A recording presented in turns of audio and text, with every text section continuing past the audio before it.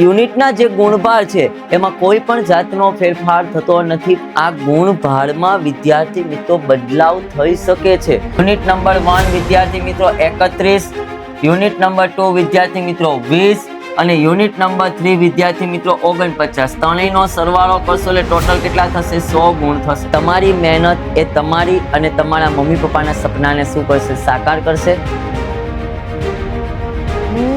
Nitrogen, magnesium, sulphur, carbon, red ox, મારા વાલીડાઓ કેમ છો? મજામાં?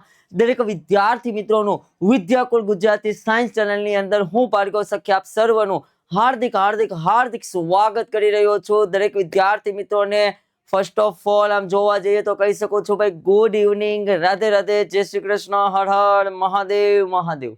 કેમ છો? ધોરણ 12 ના ગુગવાટા કરતા આ બીકર બ્લાસ્ટરો વિદ્યાર્થી મિત્રો, આપણે બધાને ખબર છે કે બસ ગયના ગાયઠા દિવસોની અંદર આપણે ધોરણ 12 ના વિદ્યાર્થી મિત્રો માટે બોર્ડની પરીક્ષા નજીક આવી રહી છે અને એના માટે હું આજે તમને કેમેસ્ટ્રીની બ્લુપ્રિન્ટ લઈને આવ્યો છું કે ભાઈ 12મા ધોરણનું જ્યારે કેમેસ્ટ્રીનું પેપર બોર્ડની અંદર પૂછાય છે તો સેક્શન એમાં કેટલા સવાલો હોય છે, સેક્શન બી માં કેટલા હોય છે, સેક્શન સી માં કેટલા હોય છે, સેક્શન ડી માં કેટલા હોય છે, સાથે વિદ્યાર્થી મિત્રો કે ચેપ્ટર નંબર 1 છે એમાંથી કેટલા માર્ક્સના સવાલો પૂછાય છે, એમાંથી કેટલા MCQ પૂછાય છે, એમાંથી કેટલા ગુણનો, 2 ગુણનો પૂછાય, 3 ગુણના પૂછાય કે 4 ગુણના પૂછાય છે, એ ચેપ્ટરનો ગુણભાર કેટલો છે, તો એની સંપૂર્ણ માહિતી લઈને વિદ્યાર્થી મિત્રો હું આજના લેક્ચરની અંદર તમારી સમક્ષ હાજર થયો છું.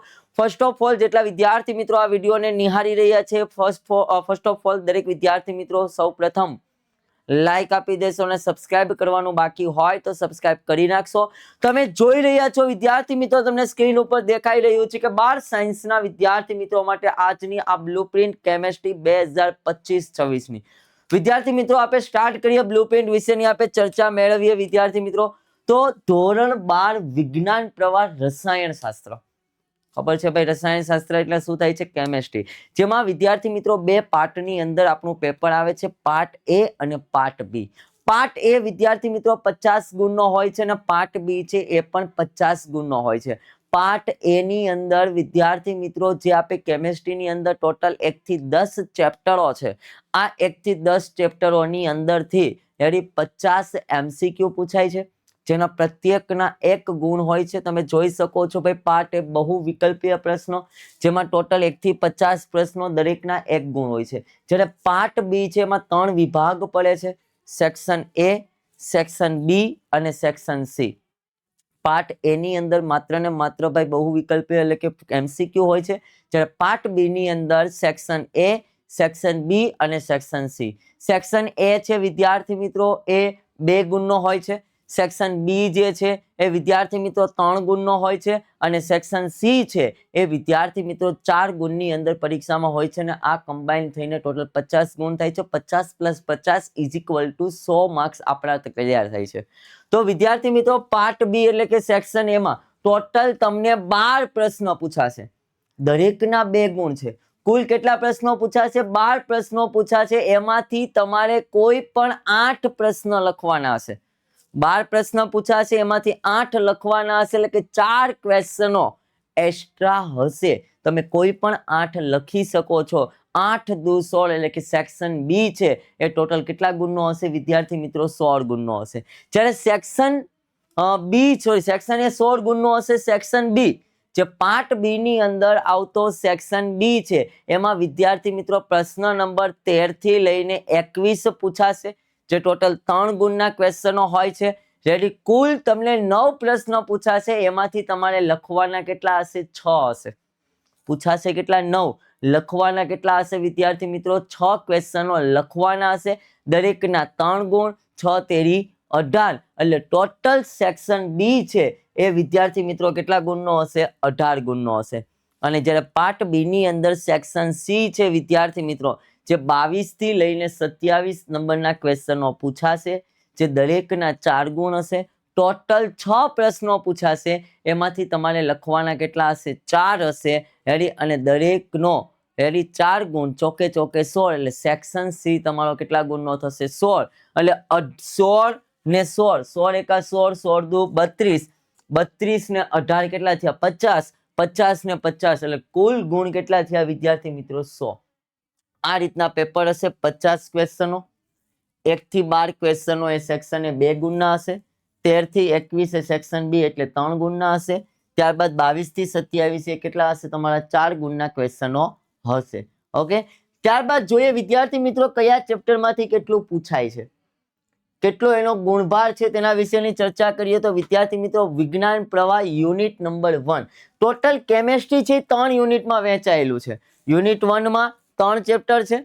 યુનિટ 2 ની અંદર માત્ર ને માત્ર 2 ચેપ્ટરો છે, જ્યારે યુનિટ 3 ની અંદર વિદ્યાર્થી મિત્રો ટોટલ 5 ચેપ્ટર છે. એટલે ટોટલ તમે જોવા જાઓ 3 ને 2 5, 5 ને 5 10, ટોટલ આપણી પાસે કેટલા ચેપ્ટરો છે? 10 ચેપ્ટર છે.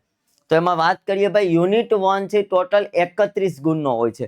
આ ખાસ તમને એક સૂચના આપું છું વિદ્યાર્થી મિત્રો, યુનિટના જે ગુણભાર છે એમાં કોઈ પણ જાતનો ફેરફાર થતો નથી, પરંતુ વિદ્યાર્થી મિત્રો જે માનો કે પ્રકરણ નંબર 1 ટોટલ 9 ગુણનું પૂછાય, પ્રકરણ નંબર 2 12 ગુણનું પૂછાય, પ્રકરણ નંબર 3 એ 10 ગુણનું પૂછાય.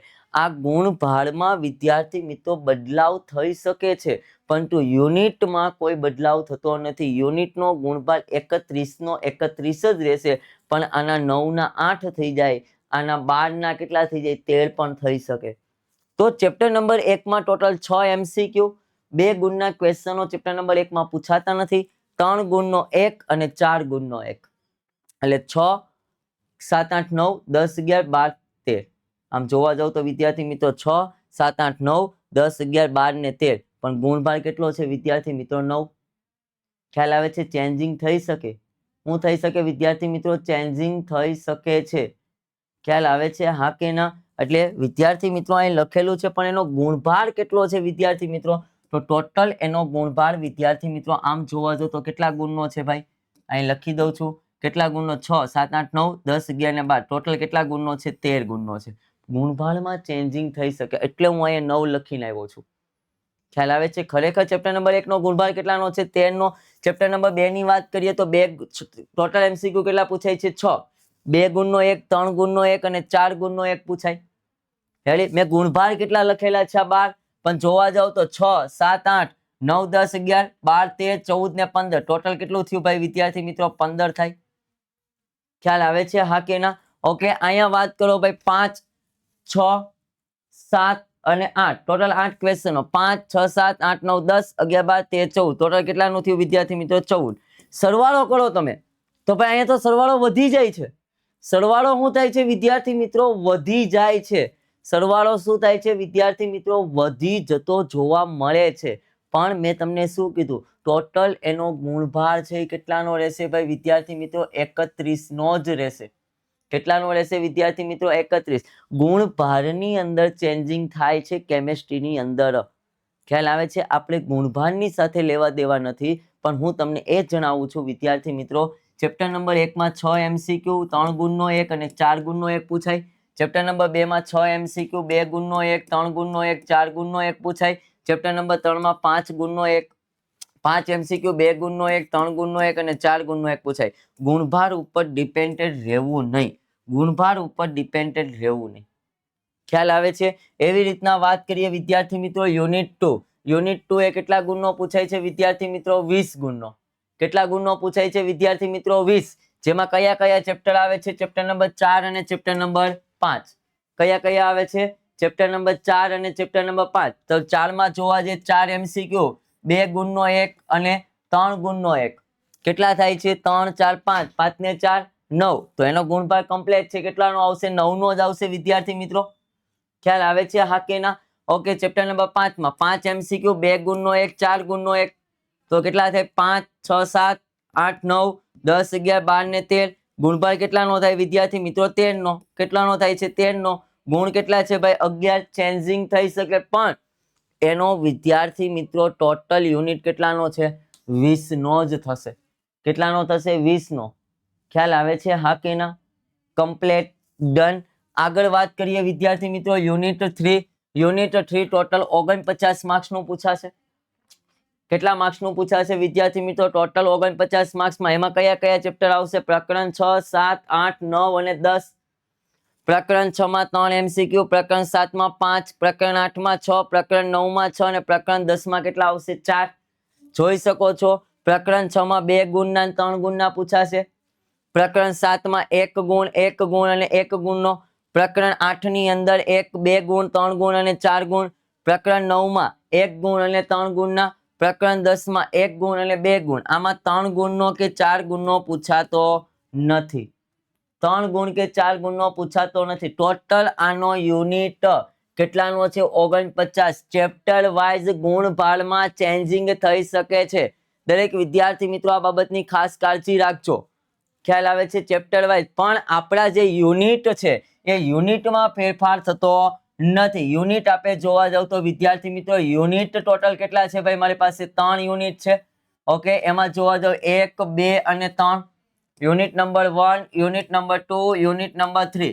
યુનિટ નંબર 1 વિદ્યાર્થી મિત્રો 31, યુનિટ નંબર 2 વિદ્યાર્થી મિત્રો 20 અને યુનિટ નંબર 3 વિદ્યાર્થી મિત્રો 49. ત્રણેયનો સરવાળો કરશો એટલે ટોટલ કેટલા થશે? 100 ગુણ થશે.